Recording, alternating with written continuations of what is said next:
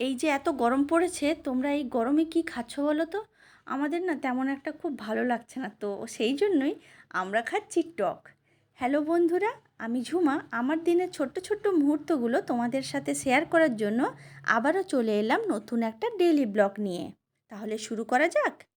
এর আগের কোনো একটা ব্লগে আমি তোমাদেরকে বলেছিলাম যে আমাদের এখনও এসি চালাতে হচ্ছে না, কিন্তু লাস্ট দুদিন ধরে এসি চালাতে হচ্ছে, কারণ রাস্তার যা অবস্থা তার উপরে কেমন একটা সিমেন্টের কিছু ঢেলে দিয়েছে। আর যেটা ভোটের আগে নাকি আর কাজ হবে না, ভোটের পরবর্তী পর্যায়ে যে কবে কাজ হবে সেও আমার জানা নেই। যাকগে, সেই জন্য প্রত্যেক দিন সকালে ঘুম থেকে ওঠার পর থেকে যা বীভৎস অবস্থা হয় সে আর বলার নয়। যাকগে, সেসব বাদ দাও। সকালবেলা মেয়ের জন্য স্কুলে লুচি আর আলু ভাজা বানিয়ে দিয়েছিলাম, কারণ এই একটা টিফিন থাকে, মেয়ে পুরোটা শেষ না করে আসতে পারলেও মোটামুটি করে শেষ করে আসে।